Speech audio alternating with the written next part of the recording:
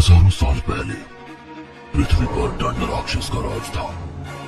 उसने ब्रह्मदेव को प्रसन्न करके वरदान में एक शस्त्र मांगा था, एक ऐसा शस्त्र जो इंद्र के वज्र के समान कठोर और ताकतवर था। उसने ब्रह्मदेव से कुछ और शक्तियां भी मांगी थी, जिसमें लोगों की इच्छा पूरी करने वाला वर भी था। वरदान मिलने के बाद उसने पृथ्वी पर कब्जा कर लिया और सभी राक्षस तथा इंसानों पर राज करने लगा। उसने सभी मंदिरों में से भगवान की मूर्तियां हटा दी और खुद की मूर्तियां लगवा ली। वो लोगों को खुद की पूजा करने के लिए मनवाने लगा और जो ना माने उन पर बल का प्रयोग करने लगा। लोग उसकी पूजा करते और दंड राक्षस खुश होकर उनकी सभी इच्छाएं पूरी करता, चाहे वो इच्छा अच्छी हो या बुरी। बुरी इच्छाएं मतलब ऐसी कि अगर दो भाइयों में से एक भाई इच्छा मांगे कि मेरा दूसरा भाई मर जाए और पूरी जायदाद मुझे मिले, या फिर कोई छोरी। बाकी कोई मार्केट वगैरह कुछ नहीं था। पूरा हिल इन 10-12 मालिकों की प्राइवेट प्रॉपर्टी थी, इसलिए कोई टूरिस्ट वहां पर नहीं आ सकता था। वो रात मुझे अभी भी याद है। शाम के 7-8 बज रहे थे, अंधेरा हो चुका था और मैं मेरे बेडरूम में बेड पर लेटा था, जो कि दूसरी मंजिल पर थी। तभी मुझे खांडिया ने आवाज लगाई, ओए चिंटू, चिंटू बाहर आ। वैसे मैं उठकर खिड़की में गया। मैंने नीचे झांक कर देखा तो खांडिया पीठ पर बैग पहने खिड़की के नीचे खड़ा था। उसने मुझे जल्दी से बाहर बुलाया तो मैं जल्दी से बाहर चला गया। खांडिया बाजू वाले फार्म हाउस के केयरटेकर का लड़का था। उसके माँ बाप उस फार्म हाउस की देखभाल करते थे। क्या हुआ, मुझे बाहर क्यों बुलाया? मैंने उससे पूछा। चल मेरे साथ, हमें खंडहर जाना है, उसने कहा और मेरा हाथ पकड़कर मुझे गेट के बाहर ले जाने लगा। लेकिन क्यों? अरे रास्ते में बता दूंगा, उसने कहा और हम फार्म हाउस के बाहर आ गए। हम लोग जंगल के रास्ते से खंडहर की ओर जाने लगे, जो कि तालाब के किनारे था। रात में जंगल में घूमना हमारे लिए कोई नई बात नहीं थी, क्योंकि उस जंगल में कोई जंगली जानवर नहीं थे, इसलिए वो सेफ था। हाथ में टॉर्च लिए खांडिया आगे चल रहा था और मैं उसके पीछे चल रहा था। चलते चलते मेरी नजर उसके बैग पर पड़ी। तब मैंने उससे पूछा कि बैग में क्या है। तब उसने जवाब दिया कि खंडहर पहुंचने के बाद वो मुझे दिखा देगा कि उसमें क्या है। कुछ देर चलने के बाद हम दोनों खंडहर के पास पहुंचे। उसके बाद वो खंडहर के बाहर एक जगह पर ठहर गया और खुश होते हुए बोला, यही वो जगह है। और फिर एक झाड़ी के अंदर घुसकर वो एक कुदाल और फावड़ा लेकर बाहर निकला। उसने फावड़ा मेरे हाथ में दे दिया और बोला, चिंटू, हमें इस जगह पर खोदना है। मैं खोदता हूँ, तुम बस मिट्टी बाजू में करना। लेकिन खंडिया, क्यों खोदना है? क्या है जमीन के नीचे? कुछ दिनों से मुझे एक सपना बार बार आ रहा है। सपने में मैं और तुम इसी जगह पर गड्ढा खोदते हैं और फिर हमें इस जगह से मूर्ति का एक सर मिलता है। अरे यार, क्या तुम भी? सपने कभी सच नहीं हुआ करते। कुछ नहीं मिलने वाला यहाँ पर, चलो वापस चलते हैं, मैंने उसे कहा। लेकिन वो बस यही कह रहा था कि उसका सपना सपना नहीं बल्कि भविष्य है। उसने मुझे दोस्ती की कसम दी, इसीलिए मैं उसका साथ देने के लिए तैयार हो गया। हमने गड्ढा खोदना शुरू कर दिया और कुछ ही देर में हमें उस गड्ढे से एक मूर्ति का सर मिला, जिसके सर पर 2 सींग थे। उसकी आंखें बड़ी थी और मुंह खुला हुआ था। उसके जानवर जैसे लंबे दांत थे। मुझे समझने में ज्यादा देर नहीं लगी कि वो सर एक राक्षस की मूर्ति का है। उस सर को देखते हुए खंडिया बोला, देखा, मैंने कहा था ना, ये कोई सपना नहीं है बल्कि भविष्य है। हमें मूर्ति के और 2 भाग जमीन से बाहर निकालने होंगे, जो 2 अलग अलग जगह पर दफन है। उसके बाद हमने 2 अलग अलग जगह पर जमीन खोदी, जहाँ पर हमें मूर्ति के और 2 भाग मिले। एक सर से नीचे कमर तक का भाग और दूसरा कमर से पैरों तक का भाग। लेकिन मुझे विश्वास नहीं हो रहा था कि खंडिया को कैसे मालूम कि उसी जगह पर वो मूर्ति के टुकड़े मिलेंगे। इसलिए मैं इस बात पर यकीन करने के लिए मजबूर हो गया कि उसने सच में सपने में भविष्य देख लिया था। लेकिन सवाल ये था कि ये सब कैसे हुआ। मैं सोच ही रहा था कि तभी खंडिया बोला, मुझे ये 3 भाग जोड़ने हैं। हम इसे खंडहर में लेकर जाएंगे और वहीं इसको जोड़ेंगे। लेकिन तुम्हें ये भाग क्यों जोड़ने हैं? मैंने उसे पूछा। तब वो बोला, वो मूर्ति जोड़ने के बाद बताऊंगा। हमने वो भाग खंडहर में ले जाकर एक के ऊपर एक रखकर उन्हें सीमेंट की मदद से जोड़ दिया। उसके बाद खंडिया ने अपनी बैग से रात में खिलने वाले फूलों का हार निकाला और उस मूर्ति को पहना दिया। उसके बाद उसने राख निकाली और उस मूर्ति के माथे पर लगाई। खंडिया, ये तुम क्या कर रहे हो? अरे दिख नहीं रहा है, मैं इसकी पूजा कर रहा हूँ। लेकिन ये तो राक्षस है और पूजा तो सिर्फ भगवान की होती है। मेरी एक इच्छा भगवान पूरी नहीं कर रहे हैं, इसीलिए मैं इस खंड राक्षस की पूजा कर रहा हूँ, जो जरूर मेरी इच्छा पूरी करेगा। ऐसा कहते हुए उसने बैग में से एक छुरी निकाली और फिर उसमें से उसका पालतू खरगोश बाहर निकाला, जिसका नाम गुड्डू था। वो गुड्डू को हाथ में उठाकर मूर्ति के सामने खड़ा हो गया और फिर उसे हवा में उठाकर बोला, मालिक, ये मेरा गुड्डू मुझे बहुत प्यारा है, लेकिन सिर्फ आपके लिए मैं इसकी बलि चढ़ा रहा हूँ। बदले में आप मेरी वो इच्छा पूरी कर दो। इसका मतलब खंडिया गुड्डू की बलि चढ़ाने वाला था। मैं खंडिया को गुड्डू की बलि चढ़ाने नहीं दे सकता था, इसीलिए मैंने उसे रोकने की कोशिश की, लेकिन उसने मुझे धक्का दे दिया और मैं दीवार से जा टकराया और नीचे गिर गया। तभी खंडिया बोला, मालिक, बलि स्वीकार कीजिए। और उसने छुरी से गुड्डू का गला काटा। उसके गले से खून की पिचकारियां निकलने लगी और खंडिया का चेहरा खून से भर गया। खरगोश उसके हाथ में तड़प रहा था, लेकिन खंडिया ने उसके शरीर से निकल रही खून की पिचकारियां उस राक्षस के मुंह के अंदर लगाना शुरू कर दिया। उसके बाद उसने खरगोश के टुकड़े टुकड़े कर दिए और मूर्ति के चारों ओर बिखेर दिए। उसके बाद उसने उस मूर्ति को झुककर प्रणाम किया और मेरी तरफ आया। चिंटू, तुझे लगे तो नहीं? उसने मुझसे पूछा, लेकिन मैं उस पर बहुत ज्यादा गुस्सा था, क्योंकि उसने अपने एक अंधविश्वास में एक मासूम खरगोश की बलि दी थी। मैंने उसके सवाल का कोई भी जवाब नहीं दिया और मुंह फुलाकर मैं फार्म हाउस की तरफ चल पड़ा। खंडिया मुझे मनाने की कोशिश कर रहा था, लेकिन मैंने उसकी एक नहीं सुनी। जब मैं मेरे फार्म हाउस में पहुंचा तो खंडिया मेरे पीछे से मेरा हाथ पकड़ा और मुझ पर चिल्लाते हुए बोला, चिंटू, तू समझ क्यों नहीं रहा है? मैंने जो कुछ किया है मेरे और मेरे माँ की खुशी के लिए किया है। गुड्डू से मैं भी बहुत प्यार करता था, लेकिन मेरे पास और कोई चारा नहीं था। तभी उसकी आवाज सुनकर उसके पिताजी वहाँ पर आ गए। वो शराब के नशे में धुत थे। क्यों रे रईस की औलाद, किधर मरने चला गया था? हैं? तेरी माँ कब से तेरी फिक्र कर रही थी। वो नशे में झोलते हुए बोले, माँ फिक्र कर रही थी तो आपकी क्यों जान निकली जा रही थी? रोज की तरह हमारे पैसे से दारू पीकर सो जाते। बदतमीज, बाप को ज्ञान देता है। ऐसा बोलकर उसने खंडिया को चपेट लगाई। मार लो, जितना मारना है मार लो, कल से आप मुझे मार नहीं पाएंगे। खंडिया उनकी ओर देखकर गुस्से में बोला, क्यों, कल मर जाएगा क्या तू? हैं? चिंटू, तभी मुझे मेरी माँ ने आवाज लगाई और वो बगीचे में आ गई। कहाँ गया था इतनी देर से? मुझे कितनी चिंता हो रही थी तुम्हारी। आई ने मुझसे कहा, कैसी हो चिंटू की मम्मी? उसके पिताजी ने मेरी आई की तरफ देखते हुए बोला।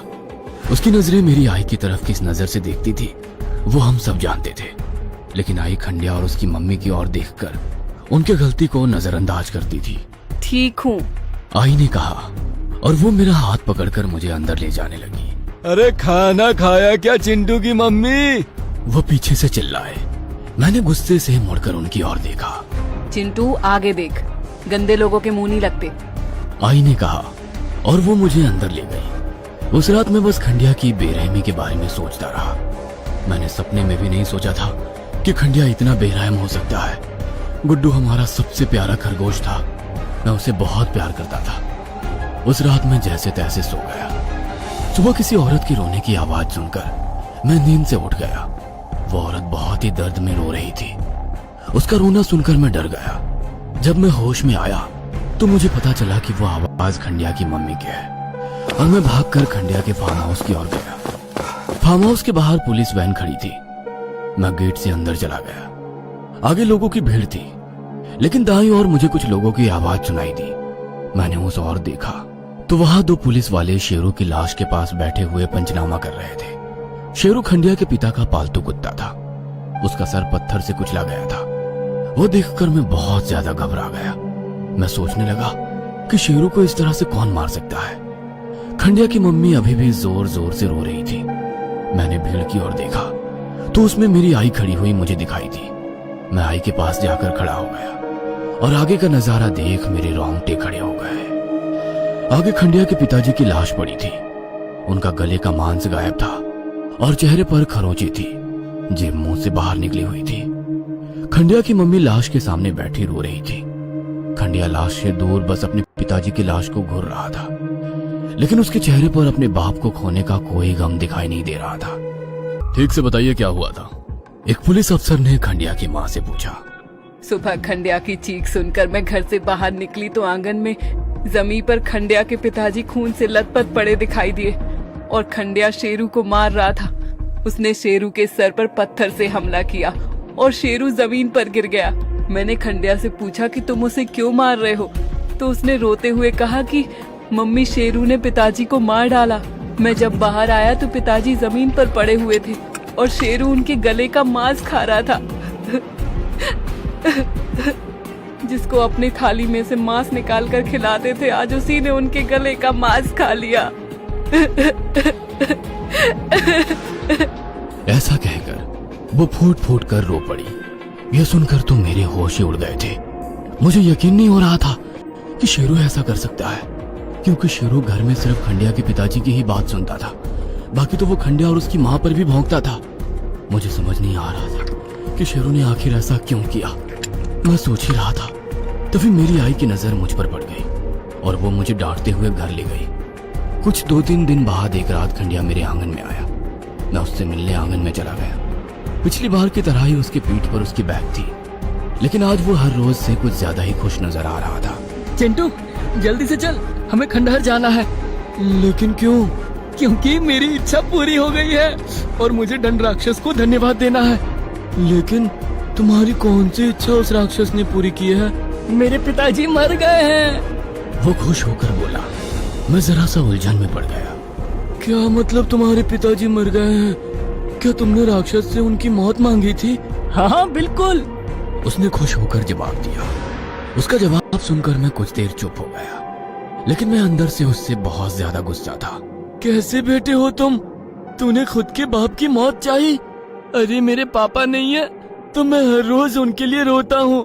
नास्तिक हूँ, लेकिन फिर भी भगवान से हर रोज यही प्रार्थना करता हूँ कि मेरे पिताजी वापस आ जाए। और तुम खुद के पिताजी की मौत पर खुश हो और राक्षस को उनकी मौत पर धन्यवाद देना चाहते हो। मैंने ना जाने कैसे कैसे शब्द उसके लिए निकाले। मैं उस पर बहुत चिल्लाया। तू है तुझ पर, तुझ जैसा बेटा किसी को ना मिले। मेरे जिस बाप की तू बात कर रहा है ना, उसी के वजह से मैंने और मेरी माँ ने बहुत कुछ झेला है।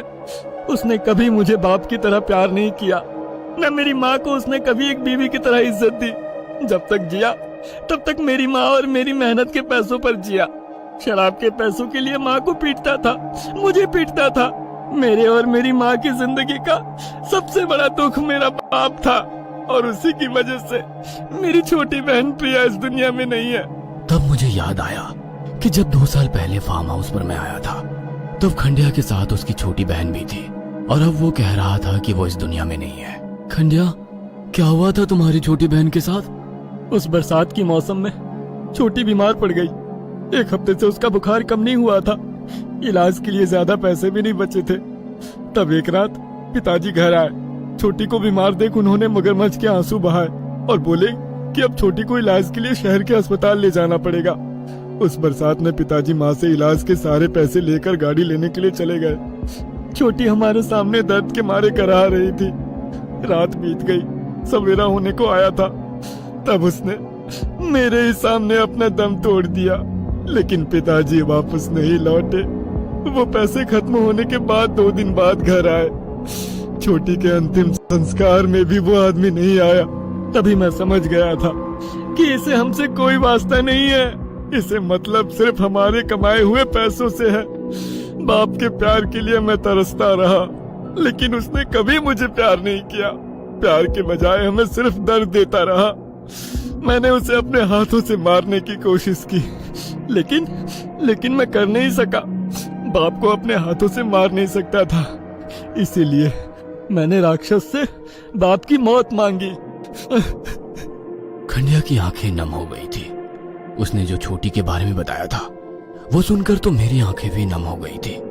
मुझे लगा कि खंडिया ने जो कुछ किया है ठीक ही किया। कम से कम अब उसकी माँ और वो चैन से तो जी सकेंगे।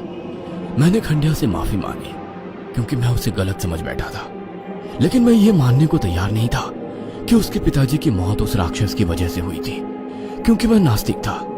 मैं ना तो भगवान में विश्वास करता था, ना ही भूत प्रेत राक्षस में। लेकिन खंडिया को दंड राक्षस पर अंधविश्वास था और वो उसका शुक्रिया करने के लिए वापस उस मंदिर में जाना चाहता था। इसलिए मैंने उसे हाँ करी और हम दोनों जंगल के रास्ते उस खंडहर की तरफ चलने लगे। मैंने उससे पूछा कि तुम्हारे बैग में क्या है। तब उसने बताया कि उसमें और एक खरगोश है।